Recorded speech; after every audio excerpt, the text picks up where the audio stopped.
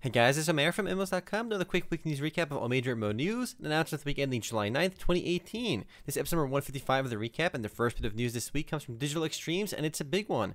At TennoCon this week, which is Warframe's annual convention, Digital Extremes revealed the game's next major update titled Fortuna, which basically doubles down on the open world concept first introduced with Plains of Eidolon. Fortuna is adding a giant new open world area, 2 new Warframes, and a new community-created cosmetics. That's not all though, the game also teased yet another update titled Railjack, which will let the 4 players working cooperatively on a warship to destroy enemies in space. That's not all though, Warframe is also coming to Nintendo Switch, but we don't have a specific release date for that just yet. So yeah, if you're a Warframe fan, there's a lot to look forward to. We didn't get an exact release date on Fortuna, but it's expected to come out later this fall. With all the new updates, I have no doubt that Warframe will continue growing. The game currently averages 60,000 players on Steam alone, and that number has basically been growing every single month, so Warframe has been on a tear and continues to rocket. Next up, old school Runescape is finally available on mobile, though it's still in beta testing. Currently it's only available on Android and to those with membership, but it'll open up to everyone later this year most likely. Since the mobile client launched in the beta, it almost instantly filled up, but Jagex has slowly been adding more capacity to it, so if you didn't get the chance to try it just yet, you'll be able to get it if you keep trying. Keep in mind though, only old school Runescape is out right now, but regular old Runescape will also be coming to mobile in the near future. I haven't had a chance to play it on mobile just yet, but a friend of mine did say it works really well. Keep in mind again, it's only out for Android right now, with an iOS release hopefully coming in the near future. I'm hoping for this one to do really well, because if old school Runescape does well on mobile, or even regular old Runescape, it'll send a signal to other developers that there's money to be made in making a PC-like MMORPG on mobile, rather than all the autoplay nonsense we've seen for a while. So hopefully if this does well, we'll get more games like it on mobile. Next, ArcheAge is launching Reign Part 1 on July 18th for its progression servers. This update adds new Dwarven and Warborn races, increased level cap to 55, and adds a new Mistsong Summit dungeon. Remember, this is all for the game's progression servers, so it's not exactly new content for the main game. In other ArcheAge news though, they're adding Palaf's crystals to the game, which allow free-to-play users to earn premium mounts like the Typhoon Drake or Frost Dragon for free. These mounts were previously cash shop only, but players can now obtain crystals and rare drops from golden crates, which can be used to craft these mounts. I've said it before, but anytime a game lets players earn cash shop currency or cash shop items for free, it's a huge plus. I just kind of wish the system was in place from the get-go. Next up, Bless launched an update on July 4th, which added a new series of daily quests called Royal Quest, which players unlock at level 45, as well as a new PvP area called Basil Gorge. So every time you do 5 of these Royal Quests, you get a rare loot box with various rewards, but you can only complete 15 of these per day. The new PvP area Basil Gorge encourages PvP by rewarding players with bonus combat points, so it'll likely be a hotspot for PvP. And I know what you guys are thinking, isn't this game already dead?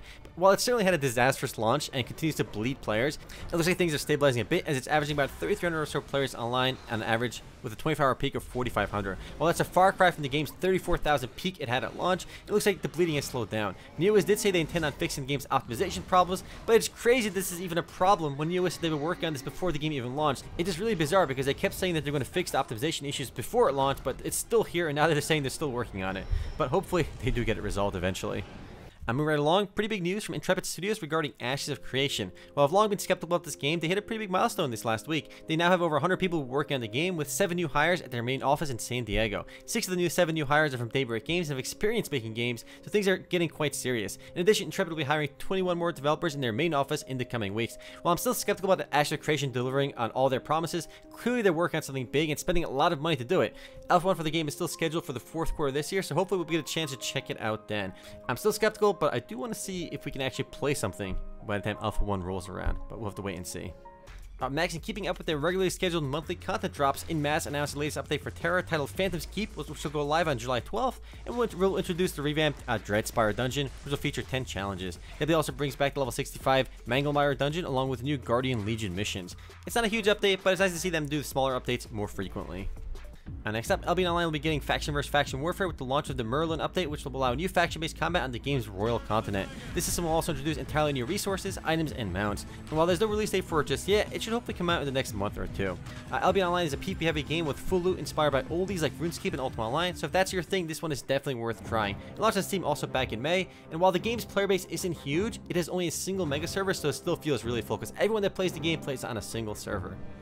Also in sandboxy PvP heavy game news, Legends of Aria, previously known as Charge Online, is entering closed beta 2 on July 12th with big graphical improvements. The game's release schedule has been off quite a bit because they were aiming for open beta in June and early access in July, but they're only on closed beta 2. This new round of closed beta testing though will feature hundreds of bug fixes, new features, new tameable animals, new music, and a massive graphical overhaul, which you can see in the background. And given how heavily it's inspired by Ultima Online, I'm eager to check it out. I played it over a year ago, back when it was Charge Online, but I haven't touched it since. I'm definitely rooting for this one, but given that it's a full loot open world PvP game, I suspect it'll be a niche title.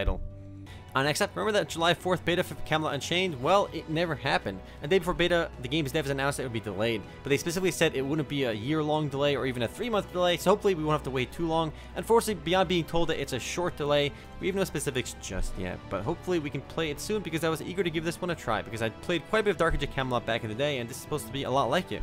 Next, a small bit of news for Path of Exile. Update 3.31 launched this last week, which introduced 2 new incursion rooms, Torment Cells and Strongbox Chambers, which expand the incursion system which was added in the last major expansion, which launched a month or so ago.